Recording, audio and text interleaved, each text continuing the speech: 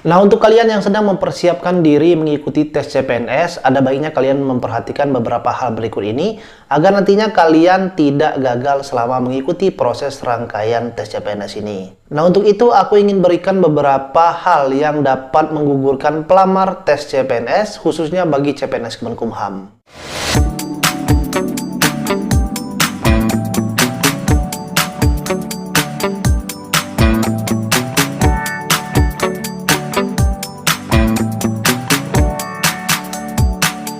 Assalamualaikum warahmatullahi wabarakatuh. Bertemu lagi dengan aku Milik Umri dan tentu masih di channel Mr. Mili. Nah, di kesempatan ini aku mau sharing dengan kalian terkait dengan informasi yang banyak kalian tanyakan juga di kolom komentar aku dan mungkin belum sempat aku balas satu persatu, tapi langsung saja akan aku buatkan video khusus untuk kalian terkait dengan penyebab pelamar CPNS banyak gagal, khususnya bagi CPNS Kemenkumham. Nah, mungkin dari kalian atau teman-teman yang pernah mengikuti tes CPNS Kemenkumham, yang sudah mengikuti tes sebanyak 1 kali, 2 kali, atau bahkan beberapa kali, tentu kalian sudah mengalami beberapa tahapan-tahapan dari tes CPNS Kemenkumham ini. Nah, untuk tes CPNS Kemenkumham ini terdiri dari 3 tes. Yang pertama adalah tes administrasi atau pendaftaran online, selanjutnya tes SKDCAT, dan terakhir adalah tes SKB. Nah, mungkin kalian dari ketiga tes ini ada mengalami beberapa kendala ataupun kalian gugur dari salah satu tahapan tes ini. Nah, untuk itu akan aku bahas beberapa kesalahan-kesalahan yang sering dilakukan oleh pelamar tes CPNS, khususnya bagi CPNS Kemenkumham, agar nantinya saat kalian mengikuti tes CPNS kembali, kalian tidak lagi melakukan kesalahan dan tentunya telah mempersiapkan diri dengan baik. Yang pertama adalah pada tahapan tes pendaftaran online atau administrasi. Nah, kalau kita ketahui bahwasanya untuk mengikuti tes CPNS Kemenkumham atau tes CPNS apa saja, hal yang pertama kalian lakukan adalah bukan kalian datang pada kantor wilayah atau misalnya pada unit kerja, tetapi kalian saat CPNS dibuka, kalian nantinya mendaftar melalui online. Nah, online ini melalui laman sscsn.bkn.go.id.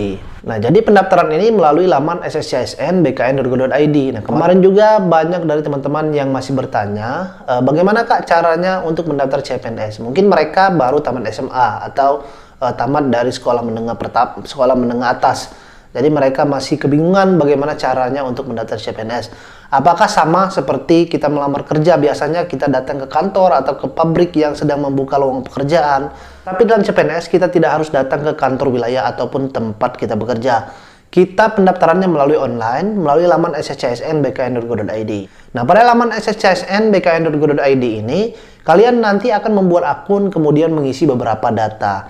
Nah, data inilah yang nanti akan diverifikasi oleh tim penilai atau dari panitia yang nantinya akan meluluskan atau tidaknya kalian dari tahap administrasi online ini atau pendaftaran. Nah, perlu kalian ketahui juga dalam pelaksanaan tes CPNS ini, baik dari tahapan pendaftaran online, kemudian tes KDCAT, kemudian tes SKB, semua sistemnya adalah sistem gugur. Jadi kalian setiap tahapan itu harus benar-benar mempersiapkan diri. Nah, untuk tahapan pendaftaran online atau administrasi ini, banyak kesalahan yang dilakukan oleh pelamar. Yang pertama adalah syarat administrasi tidak lengkap. Nah, syarat administrasi tidak lengkap ini dalam artian mereka banyak melamar terkadang tidak sesuai dengan administrasi yang diminta. Misalnya, yang diminta adalah ijazah, kemudian transkrip nilai, kemudian mereka tidak mengupload atau mengisi transkrip nilainya atau nilai yang dibutuhkan. Atau mungkin juga syaratnya meminta untuk akte kelahiran tetapi tidak melampirkan akte kelahiran. Nah, ini merupakan hal yang fatal karena syarat dari administrasi, syarat pendaftaran online itu harus lengkap. Jadi sebaiknya sebelum kalian nantinya mengikuti atau mendaftar tes CPNS ini, kalian baca dengan baik terlebih dahulu syarat-syaratnya apa saja. Kemudian kalian siapkan dengan baik dan nanti kalian jika persyaratan sudah lengkap, kemudian kalian rasa kalian sudah bisa untuk mendaftar, baru kalian mendaftar. Jangan kalian tergesa-gesa atau mungkin kalian harus mengejar aku harus menjadi pendaftar duluan. Jadi jangan seperti itu. Kalian baca terlebih dahulu persyaratannya agar persyaratan yang diminta itu semuanya terpenuhi. Kedua adalah salah kualifikasi ijazah dan formasi yang dilamar. Nah, kalian perhatikan juga, ini banyak dari teman-teman yang saat mendaftar CPNS itu tidak memperhatikan kualifikasi ijazah yang diminta itu apa.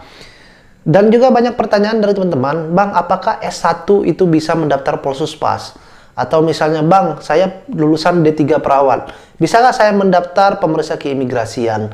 Nah, perlu kalian ketahui bahwa dalam tes CPNS Kemenkumham ini, untuk kualifikasi itu ada kualifikasi ijazah SLTA, kualifikasi ijazah D3, strata 1 dan S2 atau strata 2. Nah, dalam kualifikasi ini, setiap formasi memiliki kualifikasi yang berbeda-beda.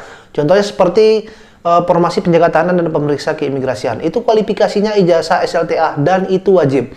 Walaupun kalian memiliki ijazah S1 atau S2, saat kalian ingin mendaftar tes penjaga tahanan atau Polsuspas ini, wajib kalian nantinya menggunakan ijazah SLTA. Ijazah SLTA sederajat itu ialah ijazah SMA, SMK, Madrasah Aliyah, dan juga paket C juga bisa.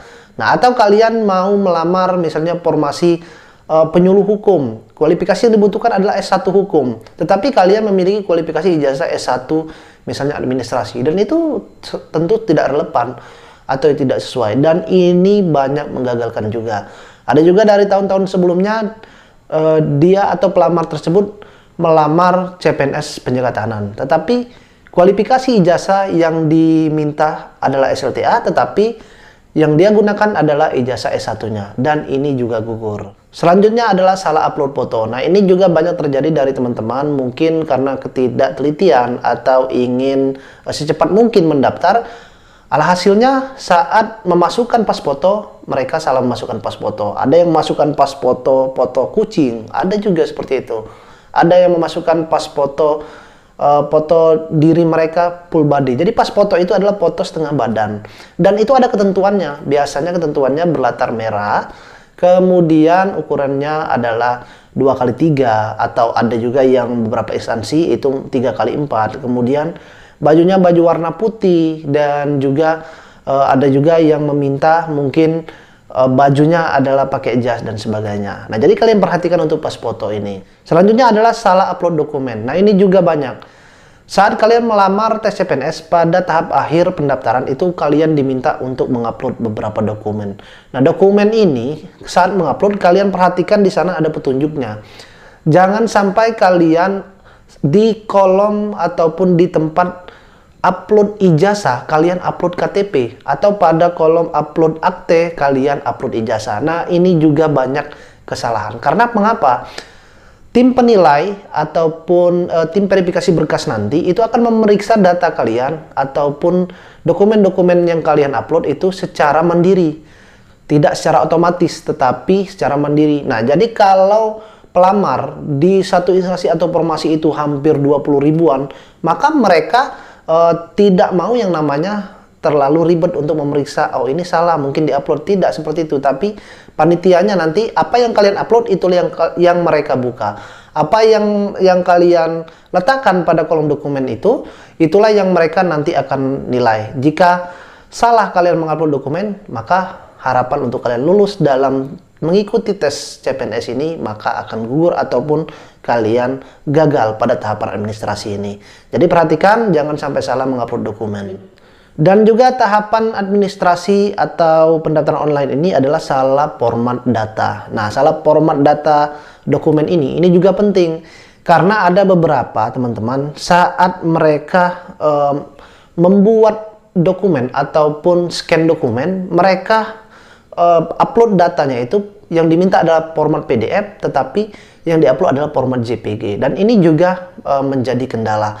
Ataupun saat scan itu hasil scannya blur atau tidak kelihatan dengan jelas, dan ini akan menyusahkan atau akan menyulitkan bagi panitia untuk menilai dokumen kalian. Nah, jadi kalian perhatikan untuk ukuran dari dokumen, kemudian format dokumennya, kemudian hasil scannernya itu apakah sudah jelas atau tidak. Jadi kalian perhatikan saat mengupload dokumen tersebut.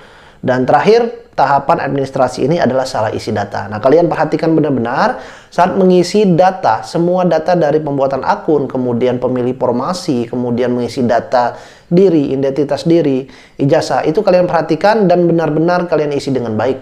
Agar nantinya tidak terjadi beberapa kesalahan-kesalahan yang membuat kalian gagal dalam pendaftaran administrasi ini. Nah, setelah tahapan pendaftaran online atau administrasi online tadi, kita lanjut ke tahapan tes SKD. Nah, tahapan selanjutnya ini juga banyak dari teman-teman yang gagal. Pada tahapan tes SKD ini, kalian nanti akan diminta untuk mengisi 110 soal dalam waktu 100 menit dan memiliki passing grade. Nah, passing grade itu adalah nilai ambang batas. Nah, di sini juga banyak sekali dari teman-teman yang gagal pada tahapan tes SKD CAT ini karena tidak mempersiapkan diri dengan baik. Yang pertama adalah tidak belajar materi dari kisi-kisi. Nah, tentu sebelum pelaksanaan tes SKD CAT itu dari Permenpan RB atau Menpan RB akan mengeluarkan kisi-kisi apa yang nantinya akan masuk dalam ujian tes SKD CAT ini. Nah, kalian belajar itu berdasarkan kisi-kisi, jangan kalian belajarnya kemana-mana. Jadi ibarat kalian mau ke Jakarta, kalian harus ada peta agar kalian tidak tersesat. Begitu juga saat belajar, kalian belajarnya ada role-nya atau ada petanya. Petanya apa? Kisi-kisi tadi. Jadi kalian belajar berdasarkan kisi-kisi tadi. Nah, kalian belajar dengan rutin, belajar dari kisi-kisi tadi. Jika kalian tidak belajar, hal itulah yang mengakibatkan kalian nanti saat mengisi jawaban pada tahapan tes SKD CAT ini, kalian akan tidak maksimal. Dan juga dalam tes SKD CAT ini ada yang namanya nilai ambang batas atau passing grade. Nah, passing grade ini adalah nilai ambang batas dari masing-masing kategori soal. Dan ini sebenarnya sudah aku bahas lengkap apa itu passing grade dan sebagainya, jadi silahkan kalian tonton. Tapi untuk di video ini akan aku jelaskan sedikit bahwa dalam tes SKD CAT ini terdapat 3 kategori soal, yakni TWK, TIU, dan juga TKP. Nah, masing-masing kategori soal ini, ketiga kategori soal ini memiliki passing grade masing-masing. Kalian wajib lulus dari ketiga materi atau ketiga kategori soal ini. Selanjutnya adalah setelah kalian lulus passing grade, maka kalian akan di ranking. Nah, di ranking ini biasanya akan diambil dari 3 kali formasi dari kuota yang dibutuhkan. Misal penjaga tahanan untuk pria itu dibuka 100 orang, berarti dikali 3 hanya 300 orang yang lolos ke tahapan selanjutnya atau tahapan tes SKB. Kemudian adalah tahapan tes SKB. Nah, tahapan tes SKB ini juga untuk masing-masing formasi dari CPNS Kemenkumham ini memiliki tahapan ataupun tesnya masing-masing. Jadi SKB ini adalah seleksi kompetensi bidang. Jadi seleksi kompetensi yang menjurusi ke bidang formasi yang dilamar. Misal untuk D3 perawat nanti ada praktek. Kemudian misal untuk penyuluh hukum nanti ada semacam pemberikan seminar atau mungkin praktek juga nanti. Nah, untuk pemeriksa keimigrasian dan juga penjaga tahanan, SKB-nya ini berbeda juga. Ada kesemaptaan, pengamatan fisik, wawancara, dan juga uji keterampilan. Nah, ada juga dari teman-teman yang bertanya, Bang, kalau misalnya untuk kualifikasi ijazah S1 dan D3, apakah ada tes kesemaptaan? Jadi untuk S1 dan D3 CPNS Kemenkumham tidak ada tes kesemaptaan atau fisik. Tes fisik itu hanya ada pada kualifikasi ijazah SMA atau SLTA, yakni formasi penjaga tahanan dan juga pemeriksa keimigrasian. Nah, untuk tahapan tes SKB ini akan aku bahas mungkin lebih detail untuk CPNS ataupun formasi penjaga tahanan dan pemeriksa keimigrasian. Yang pertama adalah tes SKB kesemaptaan. Nah, dalam kesemaptaan ini tentu kalian harus persiapkan diri fisik kalian dari jauh-jauh hari. Karena yang namanya kita berlatih fisik itu tidak bisa instan dalam sehari 2 hari, tetapi butuh mingguan atau bulanan, bahkan tahunan kalian mempersiapkan fisik kalian agar terbiasa untuk kalian nantinya menghadapi tes ini. Karena ini berhubungan dengan kekuatan fisik kalian, otot kalian yang diuji. Dalam tes fisik ini tidak ada tes renang seperti Polri dan TNI, hanya ada lari, kemudian pull up atau chinning bagi wanita, kemudian sit up, pull up, dan juga saturan. Selanjutnya untuk kalian juga pada tes pengamatan fisik ini untuk penjaga tahanan dan pemeriksa keimigrasian itu ada yang dinilai nanti tato dan juga tindik. Jadi tidak boleh bagi wanita dan juga pria menggunakan tato. Kemudian tindik itu tidak boleh juga kecuali bagi wanita. Wanita juga boleh menggunakan tindik hanya sebatas 1 di bagian telinga, itu untuk meletakkan anting. Dan untuk laki-laki itu tidak boleh kalian ada tindik baik di telinga ataupun di bagian tubuh lainnya. Dan juga untuk tinggi badan tidak sesuai. Nah, untuk formasi CPNS penjaga tahanan dan pemeriksa keimigrasian ini ada untuk syaratnya tinggi badan. Nah, tinggi badan ini minimal untuk pria 165 cm, untuk wanita 160 cm. Ini untuk peraturan saat ini, karena kita tidak tahu, karena Kemenkumham ini tahun sebelumnya saja itu masih 160 cm untuk pria, tetapi sudah dinaikkan menjadi 165. Nah, ini bisa berubah-ubah. Dan untuk tinggi badan ini kalian wajib harus minimal standar ditentukan. Jika tidak mencapai minimal standar, maka kalian dipastikan gagal pada tahapan atau pada syarat tinggi badan ini. Kemudian jawaban wawancara yang tidak sesuai. Nah, jawaban wawancara ini juga kalian nanti akan ditanya oleh tim penguji. Tim penguji ini bukan orang yang sembarangan. Biasanya dari pusat, kemudian dari orang yang memang sudah mewawancara ratusan atau ribuan orang pelamar CPNS Kemenkumham. Nah, mereka menanyakan biasanya terkait dengan pekerjaan atau keseharian kalian, kemudian diri kalian. Nah, kalian jika tidak menjawab dengan rileks, santai, atau terkesan dibuat-buat, maka hal tersebut dapat membuat nilai wawancara kalian menjadi kecil. Nah, jadi saat wawancara itu kalian jawabnya santai saja, jadi seperti kalian berdialog.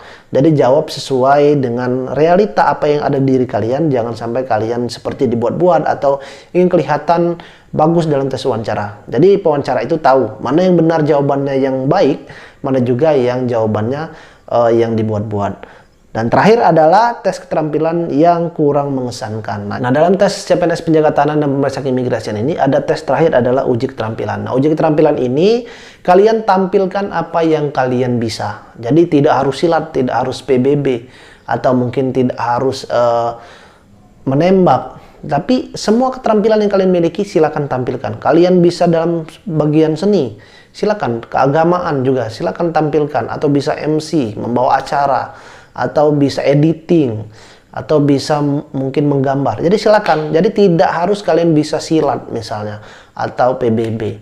Karena semua keterampilan yang kalian butuhkan itu, kalian tampilkan itu nanti akan dibutuhkan di tempat kerja kalian.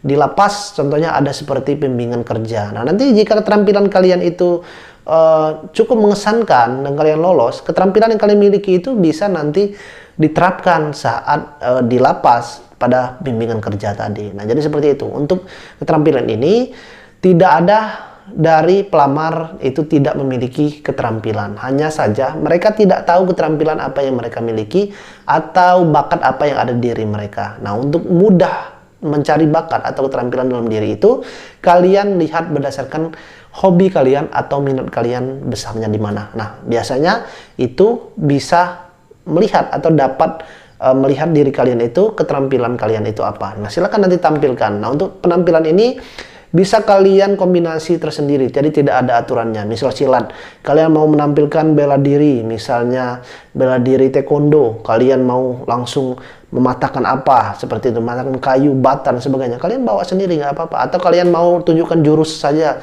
nggak apa-apa, seperti itu. Jadi misalnya kalian dalam seni, atau bermain biola, kalian bermain drum, jadi silakan kombinasikan tersendiri. Jadi tunjukkan keterampilan kalian di depan pewawancara nanti sebaik-baik mungkin, agar nantinya kalian dapat memberikan kesan yang baik untuk pewawancara, memberikan nilai kalian lebih bagus ataupun nilai yang tinggi untuk nantinya penunjang pada tahapan ataupun pada pengumuman akhir tes CPNS ini. Nah, jadi itu beberapa kesalahan ataupun beberapa hal yang dapat membuat pelamar CPNS, khususnya CPNS Kemenkumham, gagal selama mengikuti rangkaian tes dari pendaftaran sampai pengumuman akhir. Nah, jadi untuk kalian yang ingin mendaftar ataupun mengikuti tahapan tes CPNS Kemenkumham ini, khususnya bagi formasi penjaga tahanan dan pemeriksa keimigrasian, persiapkan diri kalian dengan baik dari jauh-jauh hari atau mulai dari sekarang. Karena jika kalian mempersiapkan di dekat-dekat atau di detik akhir pengumuman, biasanya hal itu sangat-sangat merugikan diri kalian. Walaupun nanti kalian bisa lolos, kemungkinan itu balik lagi kepada takdir diri kalian. Yang pastinya persiapan tidak pernah mengkhianati hasil. Dan jangan lupa kalian nantikan beberapa informasi-informasi terupdate yang nanti akan aku berikan di YouTube aku atau di IG aku untuk perkembangan atau untuk informasi terupdate terkait dengan CPNS ini. Sekali lagi terima kasih dan aku akhiri. Wassalamualaikum warahmatullahi wabarakatuh.